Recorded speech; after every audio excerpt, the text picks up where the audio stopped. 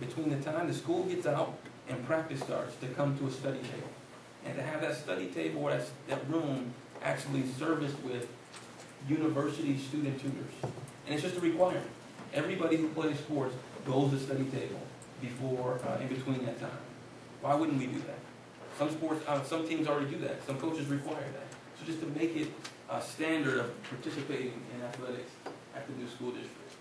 And then someone has issues, or someone is talking about time management, or how to deal with stress. All those kinds of things that the counseling department does already within Ypsilanti School District, but also do within the Student Athlete Development Center, and they're eager and willing to do that. So we lay this out just as a way to think about the possibilities of what a development center that focuses on academics, that focuses on personal development, and then it focuses on service. And within the document that you have, there's a lot more information about the specifics of it, but I just really wanted to highlight this. To me, I think this is one of the more exciting pieces of it. And as a parent who often looks at sports, to see this, I would honestly be very inclined. I have to look at the school district and say, wait a minute, if they're putting this much investment in the athletics, what does that mean for the academics? And if I know that there are student athletes who are getting all of this and moving on to the next level and are really prepared for the next level, what does that say about the district as a whole? One of the other things we looked at under student athlete success was the standards for participation. So we have another document that's not completed yet that we hope we can have time to really work on. It's really just the standard, the Code of Conduct Handbook. And it really lays out that being an athlete at the community schools is not it's an honor. It's not a right. Not everybody has the right to participate. And to really have those high academic standards. And we've gone back and forth about what does high academic standards mean, and we haven't really reached a definition of that. But I think we all can agree that having seasonal athletes or seasonal academic athletes is not the kind of district we want. To have year-round academic athletes. So people who know to stay engaged in class 24/7, 365 is really what we're striving for. So at a later day, I think what you'll see is the actual handbook that really lays out. And we've done pretty good work. We just weren't quite finished with it for tonight for you all to be able to comment on. And the final part, or the second to last part in the student athlete success side of it, is just that preparation for the next level. In your documents, there is also, from both Willow Run schools and Ypsi schools, a list of all the current athletes that are competing at the college level. And when I seen it, both athletic directors said, well, there's not that many. But then I got it. There's like 58 between the two schools. Now, to me, 58, not just that are in college, but are actually participating at the college, that are playing their sport at the college level. To me, that is significant. There's also a letter in there from the coach of the Ypsi basketball team. I think it lays out, they're having a great season this year, but it also lays out their tradition. There's students that are playing on the next level. There's students who have made it to the next level and graduated and gotten their degrees.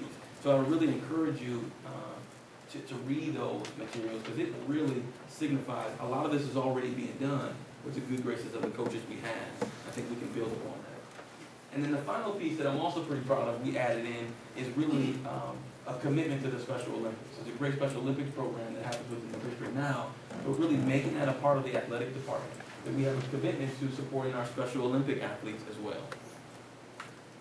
The next section in the strategic plan talks about competitive success. So it is athletics, so we do want to win championships. That's a part of it, right? We want to have great coaches. So we focused on personnel, and in a nutshell, it just says we won't settle for less. We will always strive to get the best coaches, to recruit them, to retain them, to train them, to keep them, because they, like our teachers, are educating our students. And so really kind of setting that as a foundation to commit to that and to not compromise in our pursuit of excellence. We had a lot of conversation, a lot of research on this, and some of it is laid out in the strategic plan. But really one of the key recommendations on top of the Athletic Development Center is to have an actual full-time director. And you'll hear more about the structure when we do the second part of the co-curricular. But we did a lot of comparisons between districts, and some of the things we're talking about doing and how we really need that focus was really asking for a full-time athletic director. The other key piece we did a lot of research on was coaching competency. So we would love for our coaches to come from within the district. I think there was a lot of consensus to have coaches that are fully engaged in the student athlete year-round. One of the things that we came up with were these competencies. So if they're hired within the district, they have certain competencies that the district has already hired them based upon. Sorry about this. But these competencies, specifically around coaching, I think we would really love for these to be a part of how we select the coaches. So out of the pool that we have that are going to be coaches, to meet some of these, their philosophy and ethics, and like I said, it's really laid out in detail within the strategic plan, but not just around physical conditioning, but how do they look at growth and development of a student athlete? What are some of the teaching and communication skills that they have? Some of their sports skill and tactics play into that. We're really looking at each individual coach and making sure that they have the skills and abilities to do some of these things. And so in the selection process, really actually having those competencies really laid out. So the other part in competitive success, and this is an exciting piece, is just what sports we recommend.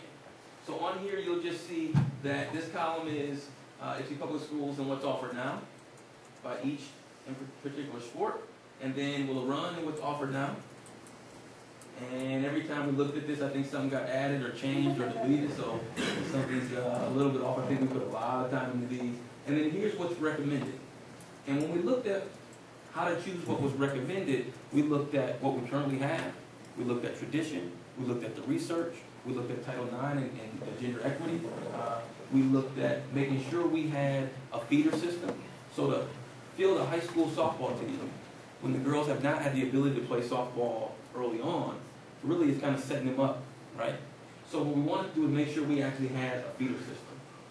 So you can look in depth at these, but I think they encompass not only the basic sports that are needed to be a part of the SEC conference, but they also involve some of the feeder systems. This information came from the AD, came from some coaches, came from some parents, came from some students, came from people who were, someone wanted to have rugby, that's not on the list, but we got all kinds of input around what sports should go into this, and we whittled them down, and this is the list that we came up with. So we did look at equity.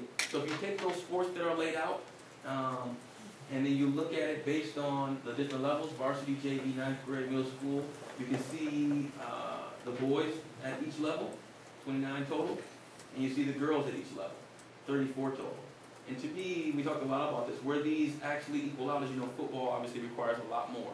So on the boys' side, it's not necessarily, so there may be fewer sports per se, or in these different areas, but the total numbers.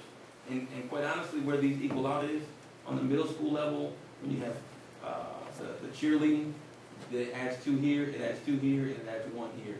So it's really cheerleading that adds these numbers on the girls' side. But I think the number of spots for participation, both boys and girls, are pretty close to equal. So in the SEC conference, these are what the schools offer now. And you'll see YCS, I would say, or should say that when we first started this, and we just looked at the basics, was down here with 44. We actually retired with Lincoln. These are just based on each level, the schools and what they provide now, and the total number of sport that is offered within that particular school. And so this puts us right in the middle, and one of the things that I think we're proud of is this. So offering those early kind of feeder system, offering those middle school young people the opportunity to play sport, to get active. This was a big piece, and once we actually added these in, it's kind of how we moved up the chain, so to speak. And once again, a part of it is about athletic championships. And so being able to put folks out on the field to even compete in the first place, I think is really, really important. So we didn't delve a lot into the financials because we were told this isn't obviously what we're supposed to do. But of course it kept going up. So we wanted to just lay out or kind of just show a trend. And so if you look at Will Run and Solana, you can see over the years, this is the total athletic department budget, how both of them have steadily decreased and then had significant drop off. And this is just the total. So at one point between the two districts, it was $1 million for athletics. Now we're less than $500,000. And so obviously that's a lot of money to me. But the reality is when you compare it to a lot of the other districts, and you can't see some of them down at the bottom. Kelly, can you just maybe read the last couple? Monroe, Lincoln, Dexter. And what's Dexter? Dexter didn't have the budget. Lincoln is at $410,000 athletic budget, and we asked you to participate. Dexter didn't have an available athletic budget, and we asked you to participate. So we didn't talk a lot about pay to participate. That's one of the things for maybe future discussion for the board to think about. Most districts have some form of